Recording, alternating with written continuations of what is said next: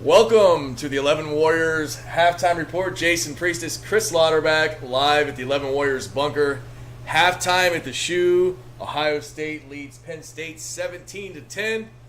First half full of angst for Buckeye fans. I know it's a little angsty around here a little bit, right? Yeah, a little angsty. You know, you can't have it both ways. You watch the Indiana game and it's sleepy in the second half and you're bored to death. And then you watch this one and it's like, okay, I guess we better buckle up. Maybe not quite what everyone expected there in that first half. No, Bucks have the lead somehow, some way. Doesn't feel like they should have the lead. Part of me thinks that. But let's start with the unis, man. How beautiful do the all scarlets look, especially with the all whites on the other side now. It's just a gorgeous looking game. Yeah. The game looks great in the Shoe at night. I think the lights, under the lights, dark out helps too. But yeah, I'm all about the unis tonight. They look good. I know some of the olds want you to get off their lawn with them, but once a year I'm with them, and these actually look better than I thought they would. Actually. Yeah, they look really, really crisp.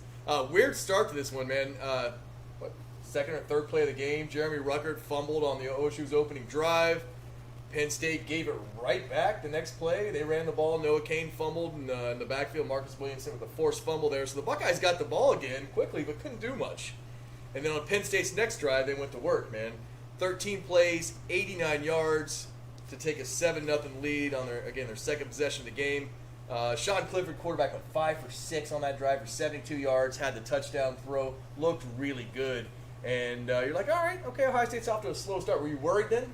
No, we've seen that, right? That wasn't technically the first possession because they coughed it up on their first possession, but we've seen Ohio State's defense, maybe take a minute, right. Whether it was, Akron or, Indiana or whoever it was. A lot of these first real possessions, teams have gone down and scored on Ohio State. But, yeah, that was a little painful. 13 plays, 89 yards, as you said. I think Marcus Williamson struggled a little bit on that drive. The blitz really wasn't getting anywhere. And I think what was really driving fans crazy is 3 for 3 on third down conversions. Yeah, the first two were 1-yarders. You get in third and short like that, you expect they're probably going to convert. The last one, though, I think was a 3rd and 9 that they converted. And it looked like Ohio State was really off balance as well as Penn State came out with a lot of tempo. A lot of no huddle, and it really kept the pace going on that drive to punch it in. Yeah, Bucks would answer, would get a 35-yard field goal later to make it 7-3 Penn State, a little bit later in the first. End of the first, the score was 7-3, Penn State with the lead. First time Ohio State's trailed in the first quarter of a game since the Big Ten championship game last year. How nuts is that? Yeah, it was wild. As much as it's interesting, I think most people came into the game wondering what the defense was going to do, thinking the offense would just continue to hum. And, really, the defense throw away really that first drive and then the one right before the half in between. They did some pretty good. They've come to play. Yeah, they've come to play. Teams have traded a few punts. Ohio State stopped Penn State on downs one time. That was fun. Before Ohio State kind of went to work, the last 4 minutes of the half, Chris Olave, 38-yard touchdown. Almost. How does Penn State let him get all alone for a score there? Yeah, well, especially when up to that point. What do you have? 5 targets to that point, when really a lot of them weren't necessarily open shots, that's for sure, because he didn't have any catches at that point. But that one was beautiful. I think CJ stepped back and rolled out. Munford did a great job picking up a guy. Absolutely. And CJ stepped up in the pocket and delivered a dime. But yeah, it was wild that he was so wide open there. Yeah, 5 plays, 69 yards on that drive. Very nice drive. The play on that drive that I really liked is Ohio State hasn't been able to run the ball for shit, obviously. No. But so you got a 3rd and short there, and instead of ramming Henderson up the middle and not getting anything, they did that jet sweep to Garrett Wilson. It was on 3rd and 2. And he got 4 or 5 yards or whatever it was. I think it definitely caught Penn State off guard. And it was a nice little wrinkle considering Ohio State struggles to run the ball. Yeah, ensuing drive, Penn State fumbled. Clifford with a fumble there. Jaron Cage picked it up, scoop and score. 59-yard touchdown. Fat man touchdown makes it 17-7 Ohio State. That was fun to watch, man. I could watch those plays nonstop. Yeah, well, it was gigantic for the game, right? Ohio State's not looking very good to that point, and they scored 2 touchdowns, and I don't know what it was, maybe 90, 100 seconds, something like that. Zach Harrison, Tyreek Smith kind of met at the quarterback, kind of sandwiched Clifford. He clearly fumbled, and then, you see Cage start rumbling the other way. You're like, hey, I hope that ball was loose, and on replay you could see it clearly was a fumble. It looked better in red. Just all red, just red mass rolling down the right sideline. And good for Jaron Cage, too, right? This guy's a 5th-year senior, been around for a long time. Last year he played the 5th most snaps at defensive tackle, so you're talking about a legit reserve. Yeah. Seen Tyleik Williams, other guys like that, really stepping up this year that are young. on top of the vets. So it was like, what kind of role is Cage going to have? And I mean, that was, it was a huge play, and he's been a solid reserve for those guys up the middle. He absolutely has. And did you see his dudes on the sideline fanning him after it? yeah, he needed some oxygen. Yeah. What you got Fowler talking about? It was like a pit stop for a big dude. He was a 4,000-pound NASCAR race machine at that point. Penn State would drive down and get a late field goal, kind of snuck in the upright. So we have a halftime score of 17-10. Bucks up by 7. You look at kind of the halftime stats. I mean, what jumps out right away is neither team can run the ball. Yeah, which, but what really jumps out is, I mean, Penn State came into this game 100th in the country in rushing yards Good per way game, to frame it, yeah. Averaging 3.5 so yards they're doing a their carry. thing. So yeah, they're just stinking like they normally would. But for Ohio State, what are we at? 12 rushes for 19 yards right now. The longest carry is Garrett Wilson's 7-yarder on the 3rd and 2 that I mentioned. So, yeah, mine's longest carry is 5 yards. Travion's is 4, and it's been. I mean, they've had nowhere to run. I mean, I've really been shocked at the left side of the line. I mean, Penn State's stacking the box in some instances, but it's not like it's just been that. No. Whippler has been awful. Mumford missed a block on one that they saw where he was trying to get to the second level, and I don't think Petit Ferrer is going to tell you after the game that his first half was the best he's had this season. The whole left side of the line to me has looked a little leaky. On top of the fact that Penn State is definitely a legit defense. They came in with the nation's, I guess, number 61 rush defense, so not great, but that's Illinois killed them last week. Right. I mean, all the games up to that point, they had been pretty stout. So, to me, that's the story for Ohio State so far. Because I mean, you start getting into 2nd and 5s and 2nd and 3s instead of 2nd and 9s all the time, then Stroud's going to be able to be a lot more effective as well. Yeah. So I think just the domino effect of the running game really struggling so far. To me, has been the story. You same thing, or what else? Yeah, absolutely. I mean, I think the key, Brett Bielema laid it out for us, 9 offensive linemen. I mean, you do that, you're going to be able to run the ball this team. Right. Penn State's defense has played a lot better than I anticipated them playing. And I knew it was going to be like the first real defense the Buckeyes had faced in over a month, basically. But at the same time, a little surprised at the slow start. You look at the quarterback comparison. I mean, both quarterbacks have 24 attempts, but Clifford's got 2 more completions, 17 of 24. 190 yards to Stroud's 170. So he's out slinging them right now. I don't know if I expected that coming in either. Yeah, well, like I said, I think a lot of that is because of what the running game has not been able to do. It's just set things up to where it's been a little bit tougher. And, Penn State's got a legit secondary for sure. And, they've talked on the broadcast a lot. They're really not giving up the deep shots and some of the stuff underneath. He's had to get rid of the ball quick because he's been facing some pressure. Yeah. A lot more certainly than what he's used to. This offensive line has been, outstanding all season long, and it's been better in pass pro today, obviously, than run blocking. But there's been some instances where they've been doing design rollouts for a reason because he's been under duress a couple times, and his just think the interior offensive line. But I think Ruckert's another one's going to tell you his first half was not up to standard in a couple different ways. So it's gonna be interesting what kind of adjustments they make at halftime. But I think overall, when Stroud had some time to throw, he's made some pretty good throws. He's not the he hasn't been a reason the offense hasn't been overly effective. It's a solid half. Yeah. It starts up front with the offensive line and constantly getting off schedule. Yeah. I mean, you're already 2nd and 8, which you're not used to, and then here's Whippler with an illegal snap. Here's a false start. Here, it's just been those penalties have been really tough as far as keeping the offense on schedule. For sure. Buckeyes and Penn State with both 19 yards apiece on the ground the first half. It's a pretty even game, man. 14 first downs to 11 for Penn State, the lead there. Nittany Lions of 5-9. Buckeyes 5 of 10 on 3rd down. Yards per play. Penn State 5.1. Ohio State 5.2. Yards per completion. Penn State 11.2. Ohio State 11.3. Very, very even in a lot of the numbers. Again, Ohio State's got the 17-10 halftime lead, thanks in big part to Jaron Cage's 59-yard scoop and score. Got to call out Denzel Burke, facing a big test this week. I love Jahan Dotson. He's one of those dudes in the Big Ten. You're like, man, I know Ohio State's got a stacked receiver room, but I still like to have that dude on the team. And there's guys, maybe one guy or 2 guys from every team. You're like, he'd look good in scarlet and gray, and he's one of those dudes. And he didn't get his first completion or his first catch until late in the second quarter. Right. Got 2 more towards the end. He's got 3 for 30 in the first half. And remember earlier in the week, Burke said it was going to be a big challenge, but I'm up for it. Yeah, and a long of 10, right? So, you're talking about a veteran All-Big Ten receiver going up against a true freshman, and Burke has absolutely held his own. he said for the balance of the first half, he was really a non-factor. Yeah. So only 4 targets. I'm sure they're going to try to see if they can do a little bit better in that in the second half. Conversely, like Garrett Wilson, who's the number 2 option for Ohio State, maybe number 1, has got 9 targets already. Yeah, going off. So Dotson, it just tells you he's not really been open. What do you got? What's your drink of the week? Drink of the week, I had to kick it up a notch this week. Figured, big game. We'd go a little Blood Oath pack number 7. It's the 7th year for this stuff from Lux Row Distillers.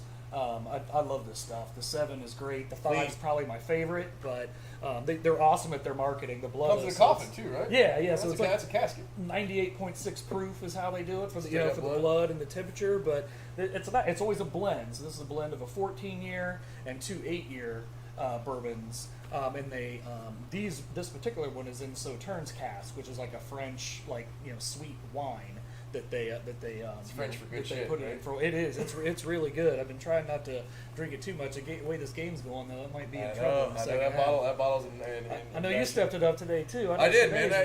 It's a big night game, ranked opponent. Penn State's a quasi rivalry, not the rivalry, but a little one. Auxiliary rivalry, right? Yeah. We call it that. So Chimay Blue tonight, and a long time since I've had this, man. This stuff's. I remember drinking with you in Chicago once upon a time. I was It's like, man, trouble. that stuff's high octane. It's trouble, yeah. You gotta be me. careful. It's not like the 4% American wheats and stuff I've been drinking lately. So I gotta keep my eye on that. Looking out there, some national scores. Third quarter, mid-third quarter, Auburn leading Ole Miss 28-20. That's a fun one to watch. I'm of the belief that they should all beat up on each other, so there's only like 1 or 2 top 10 teams in the SEC. Because I don't want to be like, oh, look at this strength of schedule. Let's get 2 teams in the playoffs. So come on, Auburn. The only time in my life I'll probably ever say that. Number 12, Kentucky's getting boat raced by Mississippi State 31-10. Did we see some clown earlier today watching Stauffer. the games? ESPN Stauffer had him in his top 4. His top 4. His top 4. Yeah, you're like, how drunk are you, dude? So, yeah, okay, they're getting boat raced because he was dumb enough to do that. Oklahoma State, no problem at all with Kansas, 52-3. Number 19, SMU, 34. Houston, 35 left in the third. That looks like a fun one if I was into that kind of game. Whoever wins that, is that going to be what? UC's last chance at their big signature win? Well, UC's going to have to play SMU, and that's a ranked team. They're 7-0, and that'll be a fun game. It's in Cincinnati. Number 11, Notre Dame, 24. North Carolina, 20. That's in South Bend. There's most of the third quarter left in that one. Some finals. Carolina's like 4-3, aren't they? Oh, yeah, they're terrible. But Notre Dame's kind of ass, too. I mean, let's be real. Some finals. Number 1, Georgia had no problem at all with Florida, 34-7 at their jorts and cocktail party they like to have down there. Number 2, Cincinnati, 31 to Lane 12. It's 14-12 at the half, I think. So give them credit for what they did in the second half. But yeah, it's back-to-back weeks where UC has kind of They scored the last 17. limping home. Yeah. Oklahoma, no problem at all, 52-21 over Texas Tech. A good one in the Big Ten. Michigan State ranked 8th. Welcome number 6 Michigan to East Lansing, won 37-33. What a great game. Sparty outscored Michigan 23-10 in the second half. It was a great game. We talked earlier, like some of the Michigan State games are awesome because there's a crazy play, like a punt or something nuts happens. This was good from beginning to end. Yeah, it was a good game. Yeah, it was exciting. I actually walked away from that game feeling like both of those teams are better than I thought they were coming in. I agree. I figured it'd be a lower scoring game for sure. I had I think we both took Sparty in the points, right? Yeah, we did take Sparty, getting 4. So yeah, I mean, I felt pretty good about the way it shook out. I just didn't think Michigan would be able to get the ball downfield too much, and they actually did that a few times. So it was a super exciting game. But like I said, I think my big takeaway was that those teams are pretty even, Steven, and they're both probably a little bit better than I was giving them credit for. Yeah, just a hell of a game. Hats off to you guys. Obviously, never hurts us to see Michigan lose. Perfect outcome. Yeah, it was nice and painful. Had a PI call that missed at the end. Yeah. Which is funny because that's the only fan base in America that knows the name and address of every referee in the conference. Like, I couldn't name a Big Ten ref. Every Michigan fan can tell you 10 referees' names in the Big Ten. That's insane, man. Like they're nutso about that stuff. Number 7, Oregon, no problem at all with Colorado, 52-29. Wisconsin at home tops number 9 Iowa, 27-7. But 3 weeks ago, Iowa was the number 2 team in the country. Right. Back-to-back L's, got 7 points in each one. You know who the offensive coordinator is out there, right? That's Ferentz Jr.? Yeah, Ryan Ferentz, man, Kirk's son, and that's good old nepotism rears its head. Iowa fans are rightfully salty about that. Wake Forest improves to 8-0, 45-7 over Duke. Number 16, Baylor, 31, Texas, 24. Cursed program, but I think Sark might turn that around. Number 17, Pittsburgh, fresh off the big win over Clemson, loses at home to the U, 38-34. I don't know if anyone saw that coming, right? That conference is junk. Mine was 3-4 coming in. Yeah. They go up to Pitt and win that game. That's some vintage Narduzzi for you there. West Virginia upsets number 22 Iowa State, 38-31. Fun one there. And looking at the Big Ten, I think it's more of the same. Rutgers beats Illinois 20-14 in Champaign, the hardest place to play in college You can't do football. transitive property in college football and not the Big Ten. You'll drive yourself nuts. No, I mean, Rutgers got a transitive win over Penn State if we're going to do that, right? Let's be real. Maryland, 38-35 over Indiana at home. That looked like a fun game. Did not see any of that. And Minnesota, 41, Northwestern, 14. That was in Evanston. The Big Ten West is looking really fun right now. And I say that it's not really fun. It's kind of like a hot mess. But, there's 4 teams that could win it right now. I think Nebraska's lost. They're out. Yeah. So Nebraska lost to Purdue now, but you got Purdue, Wisconsin, Iowa, and Minnesota. You got 4 teams with a good track to win that still West. In the hunt. Yeah, it's a Who do you want to see win the West? I mean, it's a turd stew. I really don't. I don't think it really matters too much. I mean, Would you want to play Minnesota again in Indy? Because Indy's fun. We go to that game. It's a good time. Yeah. And I kind of want to see a good game, or at least someone that's got some swag to him. I don't want to see busted up Iowa rolling there in a Winnebago with 2 broken tires, right? Who wants to see that? Minnesota would be fine. I'm cool with beating Fleck. Yeah. 17-10 at the half. Ohio State with the lead. Chris, what are you looking for in the second half? I'm really looking to see what kind of adjustments Day makes on offense. Try to get this running game going. They've got to do something. You can't just put it all on Stroud in this passing game. Even if those are your weapons and you want to do that, but you can't keep getting in second and long. So looking for what is the running game going to do, and looking for just cleaning up some of the nonsense going on with the false starts and some of the, you just can't keep shooting yourself in the foot. I think if Ohio State would stop doing that, they'd be pretty good. Other thing I would say is this, Penn State got the field goal at the end of the half. Nice drive for them to get on the board, and they get the ball to start the second half. Yeah, they do. What's Ohio State's defense do on a first drive? We Yeah. talked about how, the first drive of the game, sometimes they're stinky. Yeah. How do they make sure they come out ready to go so they don't give up 7 points and really let momentum, potentially swing the wrong way to start the second half? What about you? What are you looking for? I don't know. Fair to say this is a closer half than you anticipated? Yeah, absolutely. I mean, I think I turned in Ohio State 42-21. I had it kind of, maybe kind of them outlasting them and, kind of stretching it out in the second half, but I definitely didn't foresee this kind of first half as far as how close. Yeah, I had 41-17. I guess there's still time for both of our scores to become a reality, but Ohio State's going to have to play better, get that running game on track like you mentioned, and, I don't know. I mean, this is a team that's typically done really well with the halftime adjustments, and you wonder how gassed Penn State is having played that long game with last week, 9 overtimes, there's so many injuries. Yeah. It came out hot, gave it their all. You know there was going to be some of that at the start. Are they Right. gassed? What are we going to see in the second half? So I'm interested to see how that plays out. But we'll be back for the post game. Jason Priestis, Chris Lauderback, right here live at the 11 Warriors bunker in downtown Columbus. Chris, what's the where's the line going to be in the second half? We looking? I don't we're going to get in the side I'm label. going to keep it together. Yeah, not too much. Not- Maybe here. yeah. I might mix in a beer or something. We did make a house rule though. If either one of us gets too buzzed up and pass out, we're still doing the we're show. still doing the show, there's going to be a sure, show. yeah, So yeah. tune in. We'll catch you guys post game. Thanks for joining us for the 11 Warriors halftime report.